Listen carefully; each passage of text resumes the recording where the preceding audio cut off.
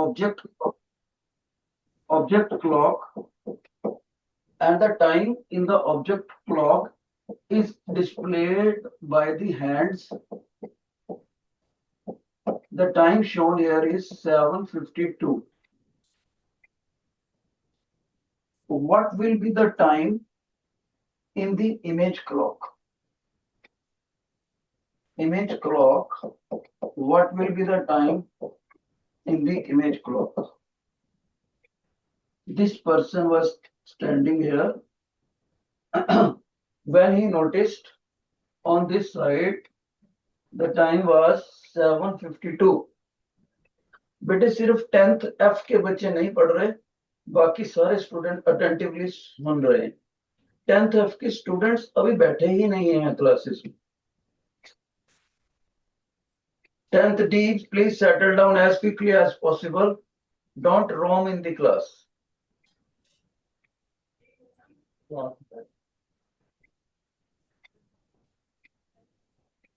So listen attentively once again.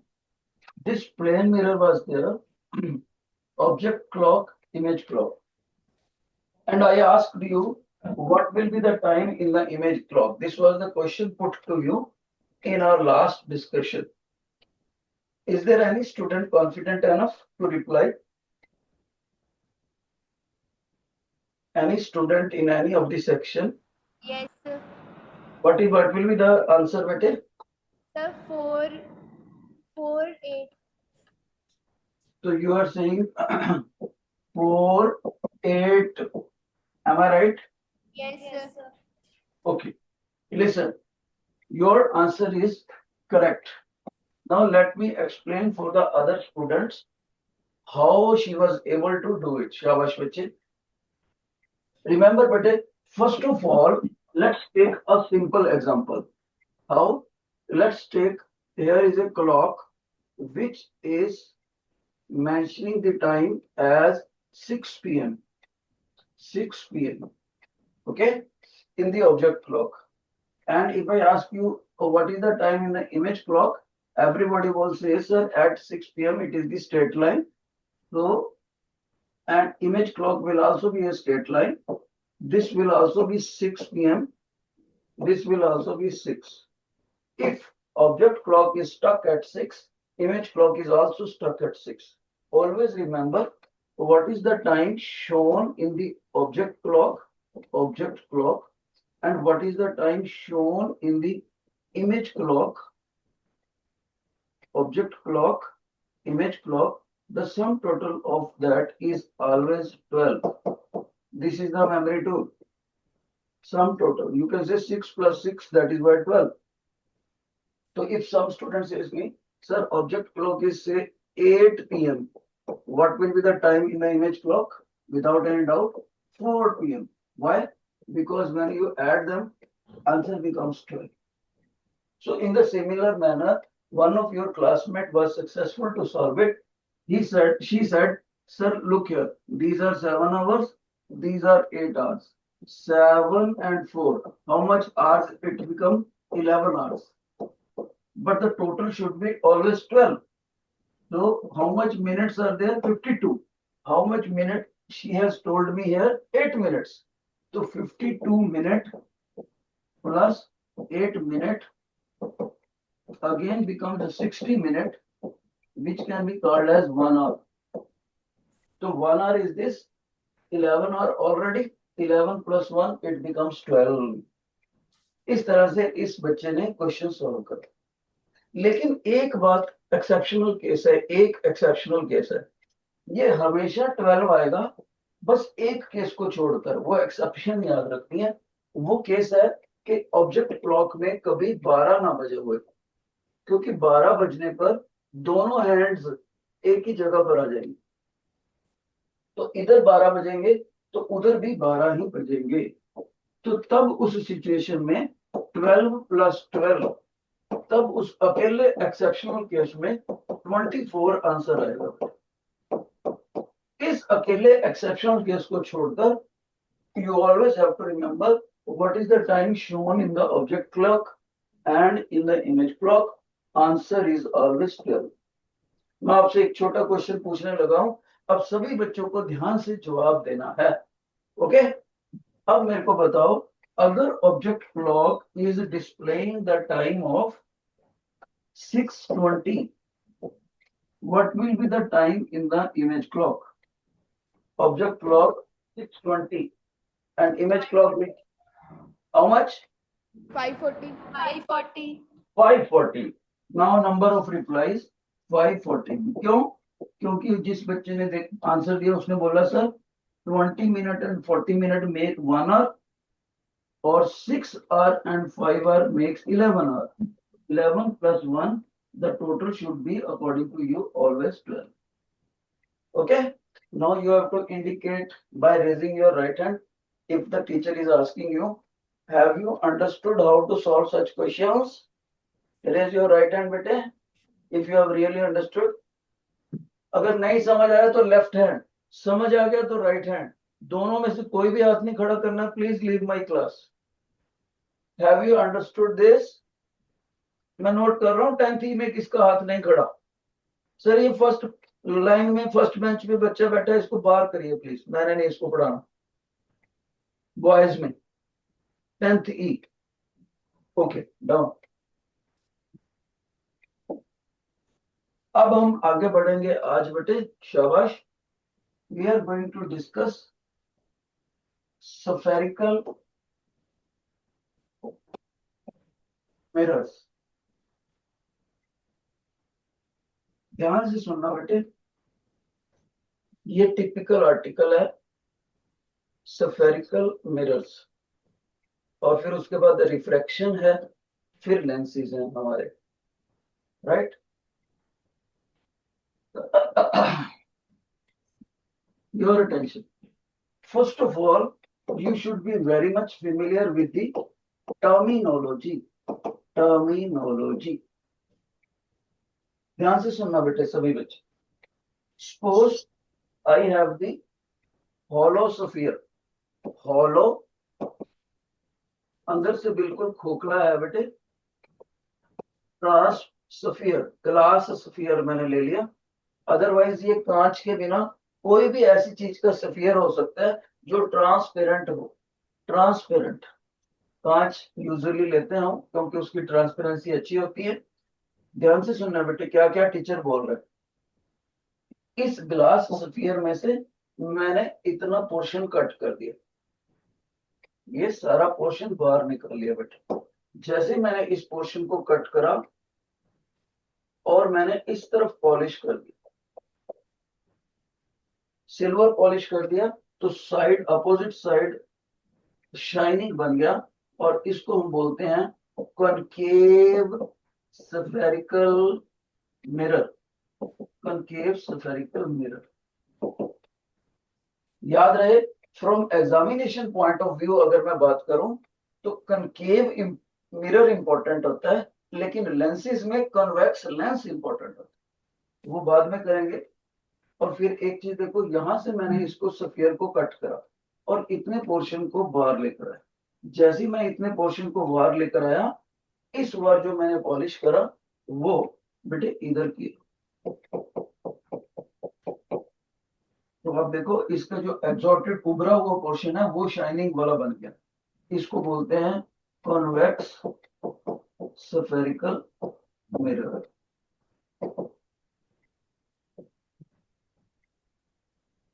अब आपने मेरे साथ पार्टिसिपेट करना है फटाफट, जो चीज आप नहीं बोलोगे तो वो मैं समझाऊंगा। शाबाश। फर्स्ट पॉइंट, कौन बच्चा मेरे को बताएगा जो जिस स्फीयर की ये पार्ट होते हैं उसके सेंटर को क्या बोलते हैं? Centre of curvature. बहुत अच्छा, तो आपने ये बता दिया सेंटर ऑफ कर्वेचर, मैं इसमें टाइम नहीं वेस्ट करता। शाबाश, आगे बताओ। ये जो मैंने कन्वेक्स मिरर बनाया, इसके मिड पॉइंट को क्या बोलते हैं बेटे? पोल। बहुत अच्छे, तो आपने ये भी बता दिया ये पोल है, बहुत अच्छे। मैं एम नॉट वेस्टिंग टाइम। सी भी आपने बता दिया, पी भी आपने बता दिया, बहुत अच्छे। अब मेरे को बताओ, अगर मैं इस मिरर के टॉप मोस्ट पॉइंट से बॉटम मोस्ट पॉइंट तक ये स्ट्रेट लाइन खींच दूं, स्ट्रेट लाइन, इस स्ट्रेट लाइन को क्या बोलते हैं? Aperture of curvature. अपर्चर बोलना बेटे, अपर्चर ऑफ स्फेरिकल मिरर, और इधर भी ये अपर्चर ही बोला जाता है।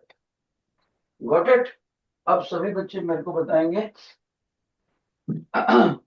कि पोल से लेकर सेंटर ऑफ कर्वेचर तक इतनी दूरी को क्या बोलते हैं? Focal. पोल से Radius. Radius. ना पूरा बोल रहा बेटे, radius of curvature. Curvature word कहां से लिया गया?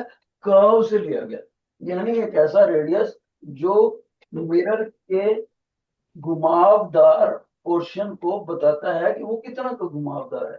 कर्व से वर्ड बना दिया इन्होंने कर्वेचर। ओके, अब और बताओगे बच्चे? शाबाश। अगर मैंने यहां पर ये कॉनकेव मिरर बनाया, कॉनकेव, गॉट इट? कॉनकेव कैसे होता है? इस तरह पॉलिश होगी बेटे। तो बेटे मैंने इसके पोल के ऊपर, ये पोल है, पोल के ऊपर टच करती हुई एक टेंजेंट ड्रा कर दी, जिसको टीचर ने ग्रीन कलर से शो करा। Let me change the colour. ये ग्रीन कलर से टेंजेंट ड्रा करी बेटे, tangent. Tangent is what? A straight line which is touching the curve at a single point. अब इस टेंजेंट से बिल्कुल एक ऐसी लाइन खींच दूंगा जो ग्रीन लाइन से परपेंडिकुलर एंगल बनाती है, यानी टेंजेंट से 90 डिग्री एंगल बनाती है ग्रीन लाइन से येलो लाइन। कोई बच्चा बताएगा इस येलो लाइन को क्या बोलते हैं? Principal axis. बिल्कुल सही। अगर ये 90 डिग्री की कंडीशन ना लगाओ आप, तब आप इसको प्रिंसिपल एक्सिस नहीं बोलोगे। तो कोई बच्चा बोलता है सर यहाँ भी ऐसे निकाल सकते हैं। बिल्कुल, ये देखो कन्वेक्स मिरर में आपने येलो कलर का टेंजेंट ड्रा करा, और उसके बाद आपने ये जो पिंक कलर का स्ट्रेट लाइन लगाया, वो येलो वाली से 90 डिग्री एंगल बना रहा है। इसलिए पिंक मेजेंटा लाइन को प्रिंसिपल एक्सिस कहा है, प्रिंसिपल एक्सिस। और एक बात देखो, अगर मैं इस कनकेव मिरर को जो व्हाइट वाला शो करा है, मान लो यही है, इसको उठाते मैं वहां ले गया, तो लगभग इतनी दूरी पर ये सेंटर ऑफ कर्वेचर हो गया सी, और ये रेडियस ऑफ कर्वेचर हो गया बेटे आर। Got it? अब सभी बच्चे मेरे को ये बताएं, देखते हैं आपको पता है या नहीं। मैंने इस सिचुएशन में ये मैंने रेड कलर की parallel beam of light throw करा करके,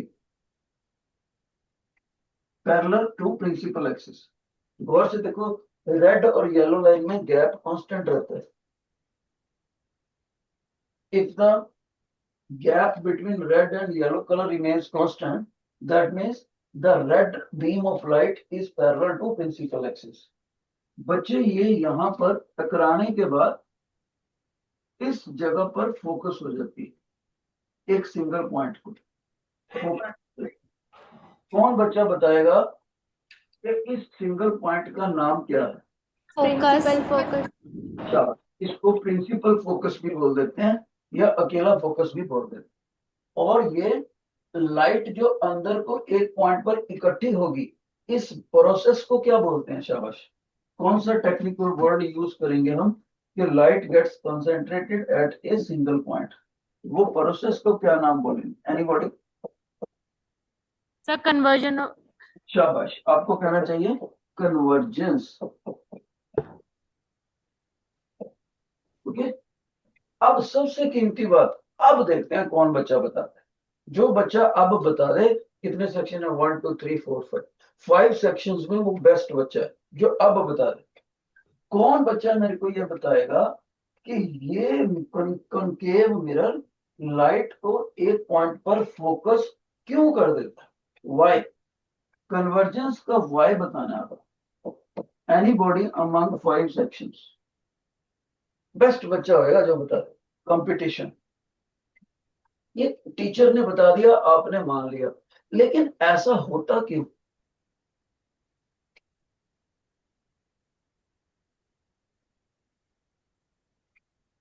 पांच सेक्शन, अगर ऑन एन एवरेज 30 स्टूडेंट लगाए हम क्लास में, तो देख लो बेटे कितने बच्चे।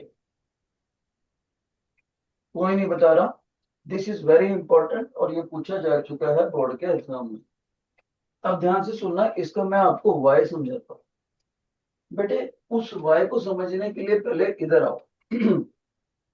अगर मैं ये व्हाइट कलर वाला जो कनकेव मिरर है, मैं अपने बच्चे से पूछूं कि बेटे ये जो रेडियस ऑफ कर्वेचर है, ये रेडियस ऑफ कर्वेचर वाली लाइन जो कि प्रिंसिपल एक्सिस की लाइन भी बन जाएगी बाद में अगर एक्सटेंड कर दें, तो ये इस टेंजेंट पे जो ग्रीन कलर की टेंजेंट ड्रा करी है टीचर ने पोल पे, उससे कितना एंगल बनाती है? 90 डिग्री। अगर ये पॉइंट पी मैंने, अगर पी की बजाय मैंने कोई और पॉइंट यहां ले लिया था के पॉइंट, तो के पॉइंट पर मैं रेड कलर की टेंजेंट ड्रा कर रहा हूं, देखो। तो रेड कलर की टेंजेंट ड्रा करी और सेंटर ऑफ कर्वेचर से लाइन ज्वाइन कर दी, ये भी रेडियस हो गया। लेकिन यहां पर भी ये परपेंडिकुलरिटी होगी, क्योंकि मैथ में आपने पक्का रूल पढ़ा हुआ है कि रेडियस और टेंजेंट आपस में हमेशा 90 डिग्री होती है। पढ़ा है कि नहीं बेटे? पढ़ा है। अब radius and tangent is always at 90 degree. Sir ये क्यों बता रहे हो आप? अब इस पॉइंट को मैं इधर समझाऊंगा आपको, ध्यान से देखना। मैं अपने बच्चों को यहां से एक मैकेनिज्म समझाने लगा हूं, देख लो इतने हिस्से का मैग्नीफाइड व्यू दिखाने लगा हूं, देख लो। और कलर चेंज करता हूं बेटर विजिबिलिटी के लिए, येलो बना लेते। देखो बेटे ध्यान से, ये हमारा मिरर था, गॉट इट। और ये था पोल, और ये था हमारा सेंटर ऑफ कर्वेचर। अब टीचर ने इस पॉइंट के ऊपर सी से जोड़ी हुई लाइन ड्रा कर दी, सी से जोड़ी हुई लाइन। कलर चेंज करते हैं। कोई बच्चा बोलेगा सर आपने रेडियस ज्वाइन करा, अगर आप यहाँ पर ऐसे टेंजेंट ड्रा करोगे तो रेडियस और टेंजेंट आपस में 90 डिग्री होंगे। बिल्कुल सही। तो जब अगर ये 90 डिग्री है, तो आप इसको नॉर्मल बोल सकते हो रेडियस को। This is acting as normal on this tangent. कौन सी टेंजेंट? जिसको टीचर डॉटेड दिखा रहे। सर फिर क्या हुआ? ध्यान से सुनो। अब यहां पर टीचर ने ऊपर वाले आर्टिकल में गौर से देखो, ये वाली रेड लाइट को इंसिडेंट करा था। तो मैं भी, ये देखो, ये इधर से ऐसे समझ लो लाइट आ रही है, तो इंसिडेंट लाइट ने कोई एंगल जो बनाया होता है नॉर्मल के साथ, उसको एंगल ऑफ इंसिडेंस बोलते हैं। यस और नो? इसका मतलब ये हुआ, ये ग्रीन लाइट जब रिफ्लेक्ट होकर यहां से जाएगी, तो एंगल ऑफ रिफ्लेक्शन इसके बराबर होना चाहिए। तो because I is equal to R, तो यहां से ये टकराने के बाद इधर को जाएगी, तो ये एफ पॉइंट से गुजरेगी। यानी कि लॉज ऑफ रिफ्लेक्शन को फॉलो कर दिया, आई इज इक्वल टू आर। तो अब कोई बच्चा मेरे को बोलेगा सर जैसे ये ग्रीन कलर आपने ऊपर से दिखा, ये ग्रीन रे ऑफ लाइट दिखाई है, ऐसे तो फिर ऊपर से भी ये वाली लाइट आप दिखा सकते हो। मैं कहूंगा बिल्कुल, ये इंसिडेंट रे आई, सी से जोड़ा तो ये नॉर्मल होगी डॉटेड लाइन, ये एंगल ऑफ इंसिडेंस हुआ बेटे, इधर एंगल ऑफ रिफ्लेक्शन हुआ, ये लाइट इधर चलेगी, आर इज इक्वल टू आई के बराबर हुआ। तो देखो R इज इक्वल टू आई के बराबर इस पॉइंट को सेटिस्फाई करने के लिए, जो कि लॉज ऑफ रिफ्लेक्शन है, the reflected ray has to converge at a single point. ये वो कारण होता है जो यहाँ मैं आपको बताना चाहिए था जब मैंने पूछा था any student out of all 5 sections. ठीक है, अब आपको समझ आ गया बेटे why the concave mirror converges the light. Have you understood it? Raise your right hand और लेफ्ट हैंड। शाबाश। Give the indication, give the indication. बहुत अच्छे। इसका मतलब है क्लास, बाकी गुड आईक्यू लेवल आपका। तो ये बोर्ड के एग्जाम में पूछा जा चुका, व्हाई इट कन्वर्जेस। और एक चीज देखो, अगर मैंने कन्वेक्स मिरर ले लिया हो, कॉन्वेक्स, कॉन्वेक्स लिया होगा, तो इधर से सिल्वर पॉलिश करा होगा या निकल पॉलिश या क्रोमियम पॉलिश या गोल्ड पॉलिश, और ये हो गया पोल बेटे। और गौर से देखो, यहां पर मैंने प्रिंसिपल एक्सिस ड्रा करा, बच्चा बोलेगा सर इसके ऊपर भी parallel beam of light throw करके दिखाओ। चलो, पैरेलल बीम ऑफ लाइट, ये येलो लाइट गौर से देखो, ये ब्राउन वाली के पैरेलल जा रही है। ये थोड़ा सा नीचे वाला टेढ़ा हो गया, हम इसको दोबारा कर लेते हैं।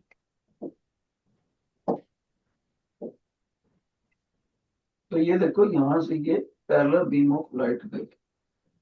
ओके, तो अब ये पैरेलल बीम ऑफ लाइट करेगी क्या, गौर से देखो। आप सभी को पता है कि कॉन्वेक्स लेंस जो होता है डाइवर्ज करता है, ये ऐसे डाइवर्ज कर जाएगी, लाइट इधर को आएगी। बिल्कुल वही डाइवर्ज क्यों करती है, इसका भी वही रीजन है, angle of incidence is equal to angle of reflection को सेटिस्फाई कर। तो ये डाइवर्ज होएगी, तो जो बंदा यहाँ खड़ा होएगा उसको लगेगा कि ये लाइट कहीं यहां से आ रही, उसको लगेगा ऐसा कि यहां से कहीं आ रही है। तो इसी तरह से ये लाइट जब मिरर से टकराती है, मिरर के अंदर तो जा ही नहीं सकती, वो यहाँ से डाइवर्ज कर जाएगी। तो यहाँ पर जो स्टूडेंट खड़ा होगा उसको लगेगा ये लाइट बेसिकली यहाँ से आ रही है। क्यों लगेगा ऐसे, क्योंकि लाइट की प्रॉपर्टी होती है रेक्टिलिनियर प्रोपेगेशन। इंसान की आंख हमेशा ये समझती है कि light always travels in the straight line. तो यहाँ पर मैंने डॉटेड लाइनों को एक्सटेंड करके जोड़ा, तो वहां पर ये एफ पॉइंट आया। तो एफ पॉइंट को फोकस बोलेंगे कॉन्वेक्स स्फेरिकल मिरर। एक खास पॉइंट, कॉन्वेक्स लेंस में ये फोकस पॉइंट तब मिला जब हमने डॉटेड लाइन को एक्सटेंड करा, एक्चुअल में वहां कोई लाइन नहीं। जबकि कॉनकेव लेंस में, कॉनकेव मिरर में हमने पैरेलल बीम ऑफ लाइट आई थी और वो रिफ्लेक्ट होकर बिल्कुल एक्चुअल में किसी पॉइंट पर फोकस हुई थी कॉनकेव में। तो कनकेव के अंदर जो ये प्रिंसिपल एक्सिस फोकस होता है, इसको रियल प्रिंसिपल फोकस बोलते हैं, रियल। और कन्वेक्स में डॉटेड लाइनें हैं, एक्चुअल में वहां कोई नहीं, इसलिए इसके फोकस को वर्चुअल फोकस बोलते हैं, वर्चुअल।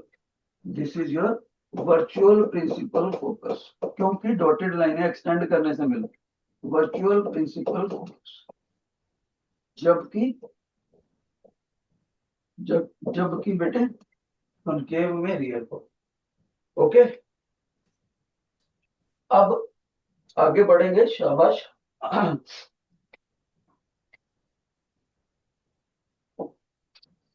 देखो क्या करने लगे हम,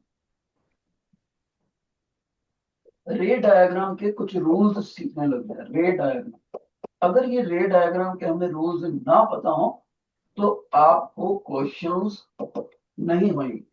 लेकिन जितने भी रे डायग्राम्स के रूल्स हैं, उनके पीछे जो रूट काज है, अगर भूल जाओ, अगर पेपर में भूल जाओ सर रे डायग्राम के रूल ही भूल जाए तो रे डायग्राम क्या बनाएंगे।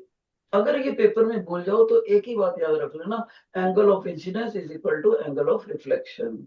अगर उस वो आपको याद रह गया तो आप रूल्स भूल भी जाओगे तो भी आप बना पाओगे रे डायग्राम।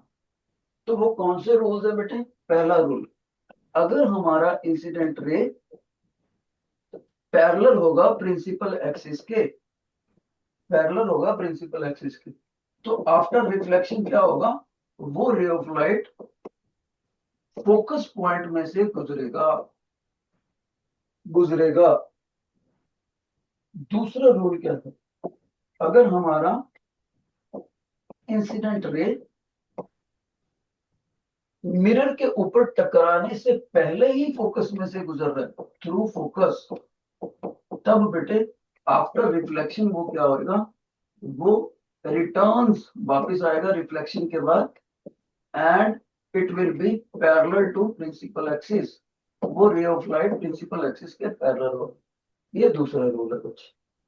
तीसरा रूल क्या है, तीसरा रूल ये है कि अगर हमने लाइट की रे को डायरेक्टली ऑन पोल फेंक दिया, पोल पोल के ऊपर डायरेक्ट लाइट फेंक दी ऑब्जेक्ट से, तो वहां पर लाइट जो रिटर्न्स करती है, light ray returns after reflection, तो कैसे reflex return light ray returns, किस रूल को फॉलो करते हुए, सच दैट, याद रखना बेटे, angle of incidence is equal to angle of reflection. इस रूल को फॉलो करते हुए लाइट वापस आ जाएगी। सर और भी कोई रूल है, बिल्कुल बेटे, फोर्थ रूल भी है। फोर्थ रूल यह है कि अगर हमने मिरर के ऊपर लाइट थ्रो करी और वो लाइट हमारे जाते हुए थ्रू सेंटर ऑफ कर्वेचर जाएगी। सेंटर ऑफ कर्वेचर से जाते हुए मिरर के ऊपर लाइट गिरे तो याद रखना वापिस भी सी से ही आएगी। It retraces its path, it retraces its path and returns through C point से ही रिटर्न कर जाएगी। जिन बच्चों को ये चार रूल याद हो गए वो कोई भी रे डायग्राम बना सकते। किताबों में ये रे डायग्राम ये वाले लंबे लंबे सेंटेंस के रूप में लिखे होते हैं, इसलिए बच्चा भूल जाता है। एक बात याद रहे, जो टीचर ने बीच में जो सेंट्रल लाइन लगाई है, इसका मतलब यह है कि इधर वाली चीज टीचर ने बिफोर रिफ्लेक्शन लगाई है, बिफोर, अभी शीशे से टकराई नहीं है। ओके, और जो टीचर ने इधर वाले लिखे हैं ये आफ्टर रिफ्लेक्शन, आफ्टर रिफ्लेक्शन। कोई बच्चा मेरे से बोलेगा सर ये जो रूल्स आपने लिखे हैं रे डायग्राम के, ये कौन से मिरर के ऊपर लगेंगे, कन्वेक्स पे या कॉन्केव पे? तो मैं बोलूंगा बेटे ये जो रूल्स ऑफ रे डायग्राम है वो वैलिड है, वैलिड है ऑन कॉन्वेक्स, कॉन्वेक्स पे तो है ही है, एंड कॉन्केव पे भी है। कॉन्केव स्फेरिकल मिरर्स दोनों के ऊपर लागू है। ओके, अगर मेरे टीचर ने ये इतने इतने सिंपल शब्दों में ये चीज बताई होती तो मैंने तो एकदम से फोटो ही खींच लिया होता। तो समझदार बच्चे ने एकदम से लिख लिया होगा, क्योंकि ये चारों रूल्स किताबों में मिलते नहीं, मिलते हैं तो लंबे लंबे सेंटेंसेस बनाकर लिखते हैं तो बच्चा कंफ्यूज हो जाता है। कोई बच्चा बोलता है सर आप इसको फॉलो करके मेरे को बता सकते हो कैसे इसको अप्लाई करके दिखा सकते हो? यस, क्यों नहीं अप्लाई करके दिखाते? लो साइड पे मैं अपने बच्चों को अप्लाई करके दिखाता हूँ। योर अटेंशन प्लीज, सभी बच्चे ध्यान से देखेंगे कि टीचर इसको कैसे रिप्लाई कर रहे हैं। सबसे पहले मैं कॉनकेव की एग्जांपल ले लेता हूँ, कॉनकेव स्फेरिकल मिरर। गौर से देखना बेटे, ये मैंने कॉनकेव मिरर बना लिया और ये इसका मैंने पोल भी सेटल कर दिया और यहां से मैंने प्रिंसिपल एक्सिस भी सेटल कर दिया। ठीक है, अब ध्यान से देखना जरा, मैं यहाँ पर दो पॉइंट और लगा रहा हूं ब्राउन कलर से। एक पॉइंट होता है फोकस, और पोल से लेकर फोकस जितनी दूरी होता है उतनी ही फोकस से लेकर सेंटर ऑफ कर्वेचर का सी पॉइंट होता है। और याद रहे पीसी को बोलते हैं रेडियस ऑफ कर्वेचर और पी एफ को बोलते हैं फोकल लेंथ, और जो फोकल लेंथ होती है वो रेडियस ऑफ कर्वेचर का हाफ होती है, चाहे कॉनकेव मिरर हो चाहे कॉन्वेक्स मिरर हो, दोनों में। अब ध्यान से देखना बेटे, जो बच्चा अब ध्यान से देख लेगा ना, मैं गारंटी करता हूं उसको फाइनल पेपर के लिए कुछ ना कुछ मार्क्स पूरे हो जाएंगे। चाहे पेन छोड़ के देख लेना, क्योंकि रे डायग्राम आपको आना ही आना है, गारंटेड है। देखो ध्यान से, टीचर ने बोला था कि सर प्रिंसिपल एक्सिस के पैरेलल लाइट जाएगी तो बाद में वो फोकस में से गुजरेगी। तो ऐसे करते हैं, हम यहाँ पर ऑब्जेक्ट दिखा देते हैं और याद रहे जो ऑब्जेक्ट की हाइट होती है उसको हम ओ लिख के स्क्वायर ब्रैकेट में लिखते हैं, that is size of the object. ये इसको लिखने का तरीका बना। तो टीचर ने जब ऑब्जेक्ट बनाया तो ऑब्जेक्ट से रे ऑफ लाइट चलेगी।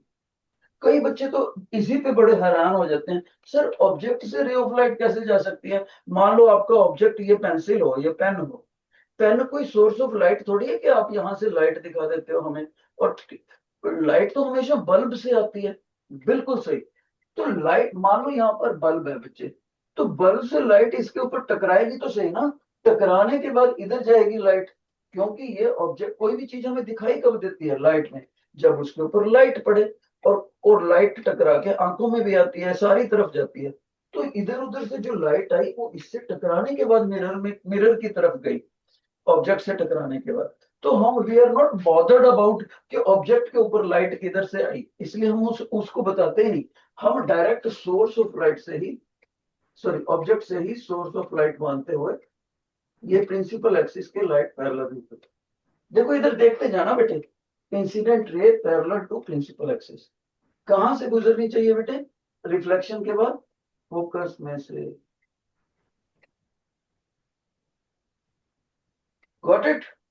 दूसरी बात देखो, अगर लाइट फोकस में से जाए तो वो प्रिंसिपल एक्सिस के पैरेलल बनेगी। फोकस में से जाए तो प्रिंसिपल एक्सिस के पैरेलल बनेगी। लोग ब्राउन कलर से दिखा देते हैं, ये फोकस है, तो हमने इसके थ्रू ये देखना ध्यान से, स्ट्रेट लाइन रखना है।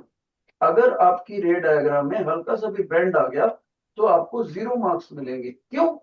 क्योंकि आपने रे ऑफ लाइट की बेसिक प्रॉपर्टी ही किल कर दी। कौन सी property? Light ray always travels in the straight line, this property is known as rectilinear propagation. अगर आपने हल्का सा भी कर्व दिखा दिया, हल्का सा भी बेंड दिखा दिया किसी भी रे में, आपको पेपर में 0 मार्क्स मिलेंगे। तो यहां टकराया और उसके बाद इसने करना क्या है, जो फोकस में से जाती है वो प्रिंसिपल एक्सिस के पैरेलल होते हुए वापस आएगी।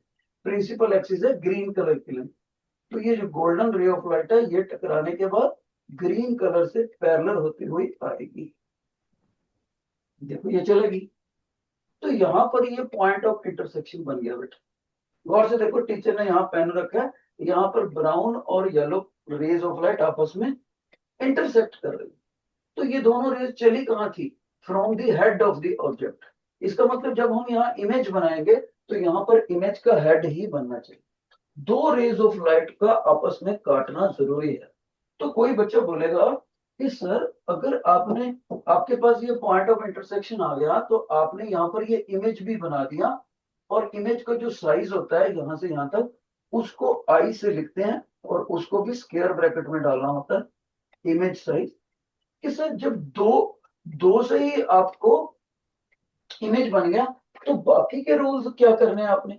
बेटे बाकी के रूल भी काम आ जाते होते हैं। कब काम आते होते हैं? अगर दूसरी रे डायग्राम बनानी हो तो वहां पर वो काम आ सकते हैं। तो कोई बच्चा कहता है सर ये तीसरे वाला, फोर्थ वाला रे ऑफ लाइट निकाल के दिखा, रूल लगा के दिखाना फोर्थ वाला। लोग फोर्थ वाला लगा के दिखाते हैं। इसके लिए मैं पिंक कलर की लाइन यूज करता हूँ। देखो ध्यान से, फोर्थ वाला रूल क्या कहता है? अगर सेंटर ऑफ कर्वेचर से लाइट जाएगी तो सेंटर ऑफ कर्वेचर से ही वापस आएगी। ये ध्यान से देखना, मैं यहां से निकाल रहा हूं ये सेंटर ऑफ कर्वेचर, ठीक है। और एक छोटी सी इंपॉर्टेंट बात, ये हमारा कर्व्ड मिरर थोड़ा सा बड़ा कर लेते। अब देखो, टीचर ने यहाँ पर पिंक कलर यूज करा ताकि बेटर विजिबिलिटी हो जाए। देखो सी से निकालूंगा बेटे, जब मैं सी से रे ऑफ लाइट निकालूंगा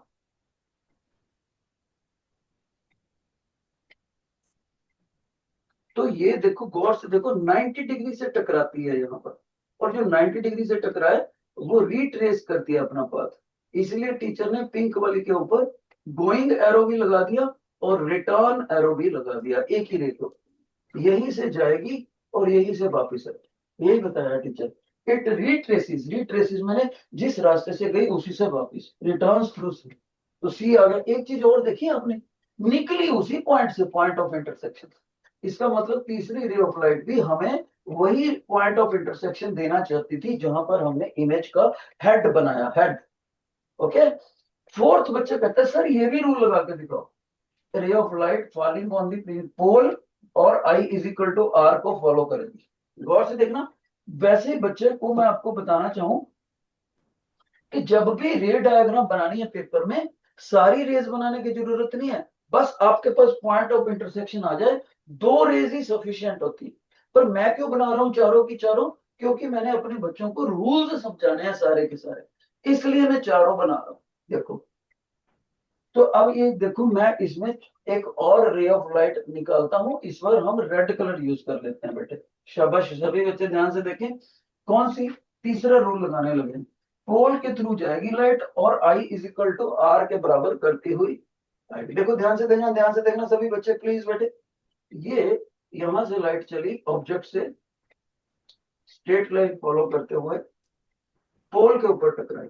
तो यहां पर इसने ये प्रिंसिपल एक्सिस के साथ जो कि नॉर्मल को एक्ट, नॉर्मल सर्व करेगी, ये उसने एंगल ऑफ इंसिडेंस बना दिया। एंगल ऑफ इंसिडेंस, इसी एंगल ऑफ इंसिडेंस के बराबर नीचे एंगल ऑफ रिफ्लेक्शन बनना चाहिए।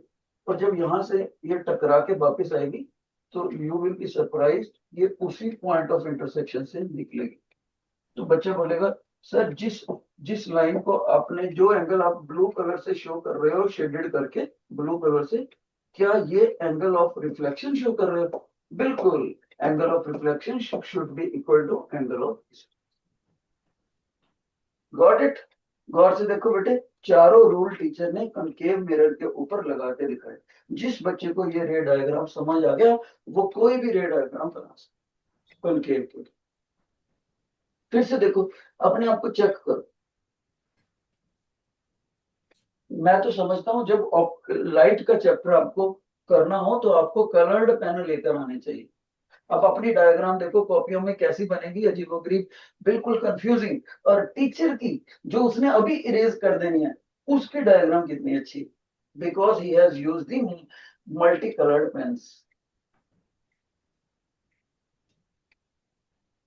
ध्यान से जिन बच्चों ने देखा कि सर ये चारों रूल ना केवल मेरे को समझ आ गए बल्कि आपने उसको इसमें डायग्राम में अप्लाई कैसे करा वो भी समझ आ गई।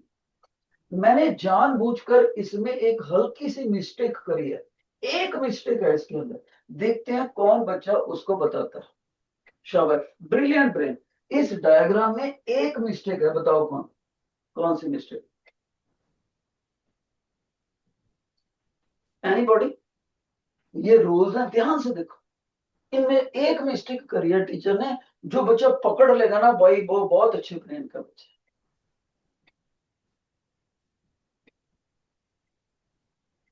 शाबाश बेटे, 100 से भी ज्यादा बच्चे सुन रहे हैं लेक्चर और टीचर कह रहा है ओनली वन मिस्टेक। और कौन सी मिस्टेक है वो आपने पकड़ ली।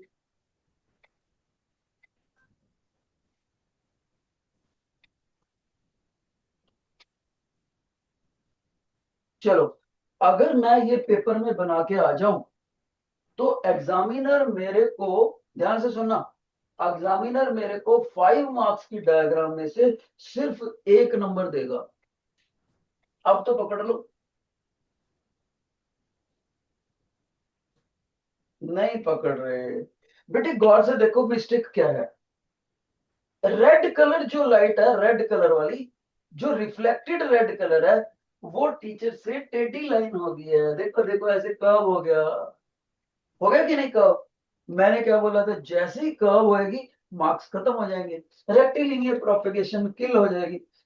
इसका मतलब मेरा बच्चा बोलेगा सर आपको ये रेड कलर वाली लाइट फिर से दोबारा बनानी चाहिए और बिल्कुल स्ट्रेट लाइन दिखनी चाहिए, मुड़े ना, बिल्कुल बिल्कुल सही। सर ब्राउन क्यों इरेज कर दिया आपने? भी ब्राउन भी बनानी चाहिए। अब देखो, सारी की सारी रेज ऑफ लाइट स्ट्रेट होनी चाहिए तब आपको दिखेगी। आपके पास वहां पर स्केल होगा, मैं तो हाथ से बना रहा हूं इसलिए आपकी डायग्राम मेरे से भी बेटर। जिस बच्चे ने रेक्टिलिनियर प्रोपेगेशन को किल कर दिया रे डायग्राम में उसके 0 मार्क्स हैं। लिख लो यहां पर, श्योर शॉट लिख लो। शाबाश।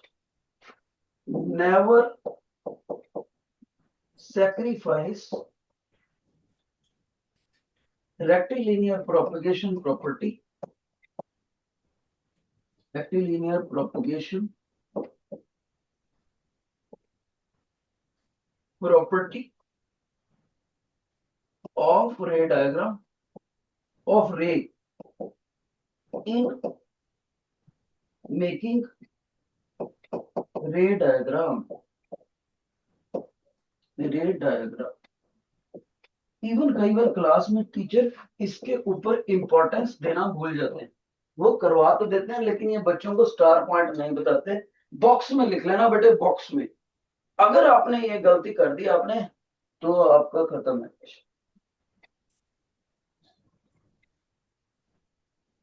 अब टीचर आपसे पूछ रहा है, शाबाश, have you understood it? Please raise your right hand और left hand. Have you understood? बहुत ही बढ़िया। देखो मुड़ के देखो अपनी क्लास में सारे बच्चों का हाथ खड़ा है ना? इसका मतलब परमात्मा ने आपको बहुत ही बढ़िया ब्रेन दिया है बच्चे, बहुत ही बढ़िया। कोई भी चीज मैंने रिपीट नहीं करी और मेरे बच्चों को यूं समझ आया। Very nice. सभी बच्चों को शाबाश दी जाती है। अब हम एक आगे बढ़ेंगे, ध्यान से सुन लो।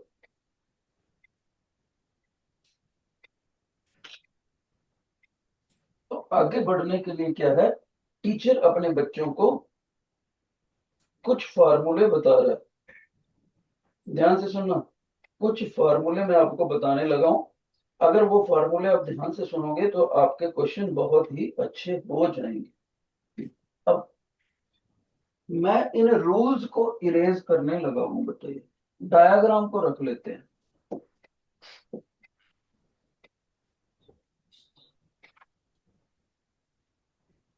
यानी कि बच्चा बोलेगा सर आपने रूल्स का फायदा लेके रे डायग्राम बना दी और अब आप हमें फार्मूले बता रहे हो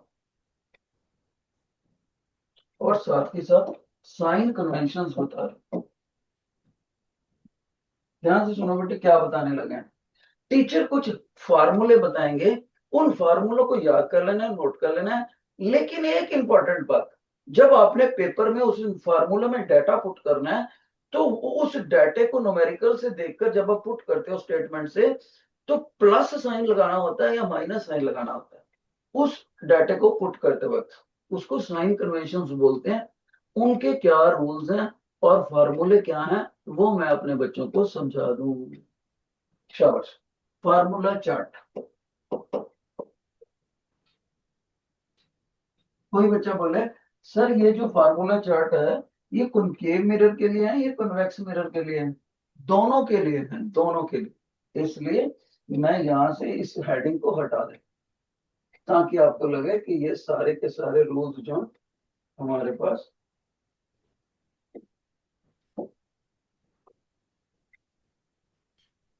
ओके, एक फार्मूला ये है, कोई बच्चे को अगर पता हो तो मेरे को बताना भी। Focal length is equal to half of radius of curvature. कुछ किताबें इसको ऐसे भी लिख देती है, radius of curvature is equal to double of rod. दूसरा फार्मूला जो टीचर व्हाइट कलर से फार्मूला लिखने लगे हैं, इस फार्मूले को, इस फार्मूले का कोई बच्चा नाम बताएगा बेटे क्या होता है? Mirror formula. शाबाश, इसको बोलते हैं मिरर फार्मूला। और एक खास बात, ऐसा ही एक फार्मूला लेंसेज के लिए भी यूज होता है, लेंसेज के लिए, कन्वेक्स और कनकेव के लिए। उस फार्मूले और इस फार्मूले में फर्क क्या होता है बता सकते हो? टीचर कह रहा है जो बॉक्स वाला फार्मूला लिख रहे हैं इससे रलता मिलता फार्मूला लेंसेज के लिए भी यूज कर रहे हैं, वहां पर क्या फर्क होता है? एनीबॉडी? बेटे 1/v - 1/u। ना, गड़बड़ कर दी ना, इतने सारे बच्चे हैं देख लो। जब ये लेंसेज के लिए यूज करना है आपने तो यू वाले के आगे यहां माइनस लगा, लेंसेज के लिए। ओके, लेंसेज के लिए। अभी हम मिरर के लिए यूज कर रहे हैं तो मैंने साथ में वो क्यों बता दिया, ताकि मेरे बच्चों को वो फार्मूला भी याद हो जाए। और वहां पर जब इसको लेंस के लिए लिखेंगे तो लेंस फार्मूला मत लिख देना, तब उसका नाम होता है Gaussian lens equation. Gaussian lens equation, उसको लेंस वाले सेक्शन में करेंगे। और ये जो येलो कलर से फार्मूला लिखा हुआ है ये एज इट इज बिना किसी चेंज के लेंसेज के ऊपर भी एप्लीकेबल है। मैं आपको समझाऊंगा जब लेंस करेंगे, और हल्का हल्का हिंट दे रहा हूं ताकि बच्चों को उधर भी फायदा हो जाए। एक ये सिंबल होता है बेटे, कोई बच्चा बताएगा इस एम का क्या मतलब होता मैग्निफिकेशन ऑफ। है? मैग्निफिकेशन एक बच्चे ने बताया, और इसकी हमेशा डेफिनेशन होती है इमेज का साइज अपॉन ऑब्जेक्ट का साइज। इसका पूरा नाम होता है वैसे लीनियर मैग्निफिकेशन। मैग्निफिकेशन ना करके लीनियर मैग्निफिकेशन होता है। ये यूनिट लेस होता है, दोनों मिरर्स के ऊपर लागू है। बिल्कुल इतने फॉर्मेट में, इतना फॉर्मेट ये लेंसेज के लिए भी लगता है। ओके, तीन फार्मूले कर दिए। चौथा फार्मूला बेटे, आपको पता है इसको क्या बोलते हैं? अगर मैं यहां पर ये लिखूं v अपॉन u माइनस का साइन, बच्चा बोलेगा सर आई और ओ तो आपने समझा दिया, लेकिन वी और यू तो बताया ही नहीं। अभी बता देते हैं। ये देखो, पोल से लेकर ऑब्जेक्ट तक के डिस्टेंस को यू बोलते हैं, और पोल से लेकर इमेज तक के डिस्टेंस को वी बोलते हैं। पूरे वर्ड में यही सिंबल चलते हैं बेटे। तो यू भी समझ आया, वी भी समझ आया, आर भी समझ आया, एफ भी समझ। Got it? तो इसके सामने मेरे को क्या लिखना चाहिए? एनीबॉडी? ये भी एक फार्मूला है। कोई नहीं बता रहा। इस फार्मूले को भी मैग्निफिकेशन का फार्मूला बोलना, लीनियर मैग्निफिकेशन। कभी कभी पेपर में आपसे एरियल मैग्निफिकेशन पूछ लेता है, एरियल मैग्निफिकेशन। तो जो लीनियर मैग्निफिकेशन होती है उसको स्क्वायर कर दो, एरियल मैग्निफिकेशन।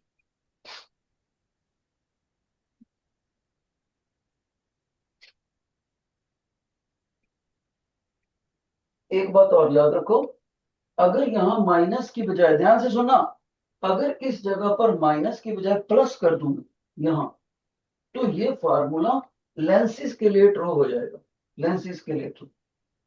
ठीक है? अब ध्यान से सुनना, जिन, ये क्या था, इमेज का साइज अपॉन ऑब्जेक्ट का साइज।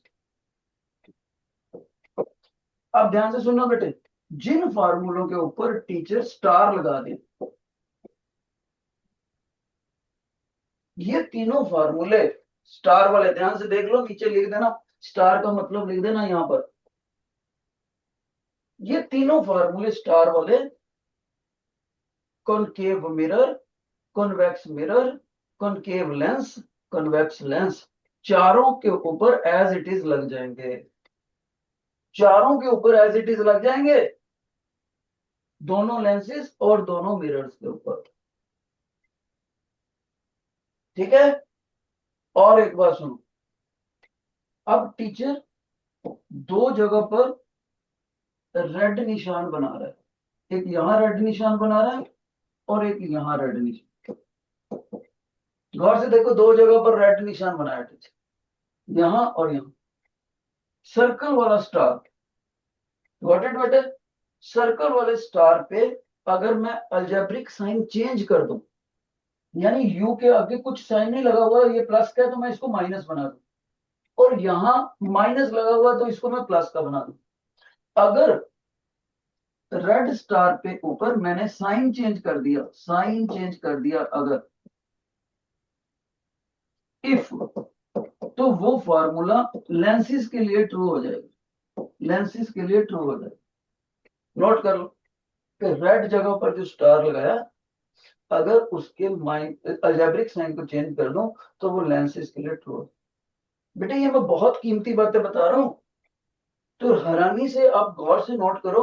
एक, दो, तीन, चार, पांच, 10 फार्मूले बता दिए टीचर ने एक तरह से, 10 फार्मूले। और ऑप्टिक्स में 10 के 10 फार्मूले फाइनल पेपर में खराब चले जाएं, नहीं हो सकता। और सारों बच्चों को इतनी आसानी से याद हो जाए, ये भी नहीं होता। कोई किधर दिया होता है, कोई किधर, बच्चे मिक्स करते रहते हैं। मिक्स नहीं करने बेटे। जिन बच्चों को पता है कि सर मेरे को ये 10 फार्मूले समझ आ गए, कहाँ आप लेंस के लिए बोल रहे हो, कहाँ मिरर के लिए बोल रहे हो, तो please raise your right hand. Have you understood? Have you understood? बहुत अच्छे, बहुत अच्छे। जो most intelligent, down down down, most intelligent बच्चा होगा उसने ये याद भी कर दिए होंगे, याद भी कर दिए होंगे। एक बात और सुन लो जरा ध्यान से, कभी कभी पेपर में आपका क्वेश्चन तब सॉल्व होता है जब आपकी u की वैल्यू यहां इस फार्मूले से निकाल के इधर पुट करनी पड़ती है, और कभी क्वेश्चन तब सॉल्व होता है पेपर में जब v की वैल्यू यहां से पहले सॉल्व करना पड़ता है और इसको इधर लगाना। अब इंपॉर्टेंट बात, लास्ट, आज की सबसे मोस्ट इंपॉर्टेंट बात बताने लगो, most important.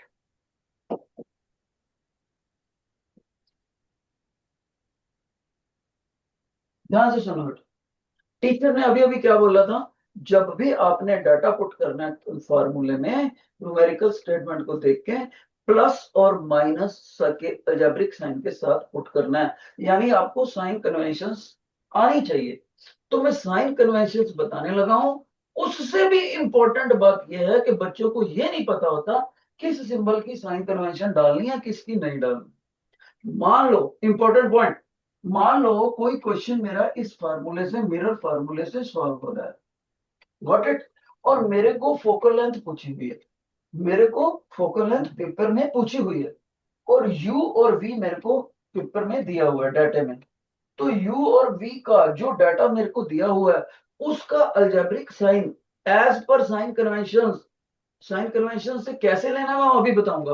As per sign convention उनका प्लस या माइनस का सिंबल डालना है, लेकिन जो सिंबल आस्क्ड हो, अगर उसका सिंबल, अगर उसका अलजेब्रिक साइन आपको पता भी है कि प्लस पड़ेगा कि माइनस पड़ेगा, उसका अलजेब्रिक साइन कभी नहीं डालना। क्या टीचर ने बात बताई कि किसी क्वेश्चन में जो चीज आस्क्ड हो उसका algebraic sign as per sign convention आपको पता भी हो तो आपने डालना नहीं है, क्योंकि जो डाटा आपने अलजेब्रिक साइन के साथ डाला है जब आप उसको सॉल्व करोगे तो एफ अपना अलजेब्रिक साइन खुद से आफ्टर कैलकुलेशंस लेकर आएगा। यानी मान लो इस एफ की वैल्यू 10 निकलती है, वो 10 -10 सेंटीमीटर निकलती है या 10 सेंटीमीटर निकलती है, एफ खुद से कैलकुलेशन करके लेकर आएगा। लिख लो ये सारे बच्चे, never put the algebraic sign, books में भी लिखी नहीं हुई ये बात, फिर न्यूमेरिकल गलत कर दोगे। Never put the algebraic sign of that symbol, never put the algebraic sign of that symbol which is asked in the paper,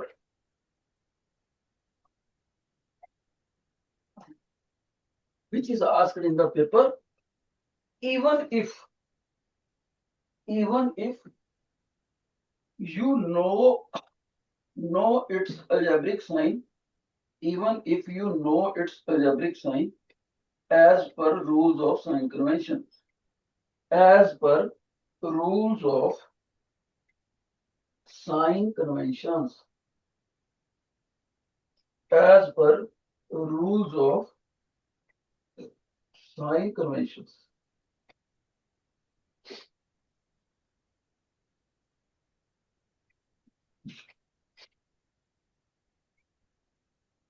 ठीक है बेटे,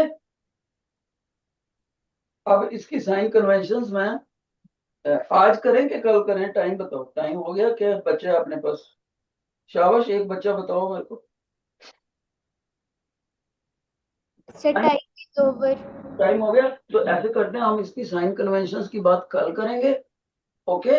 और फिर मैं आपको लेंसेज भी कल करा दूंगा, फिर रिफ्रैक्शन भी कोशिश करेंगे कल हो जाए।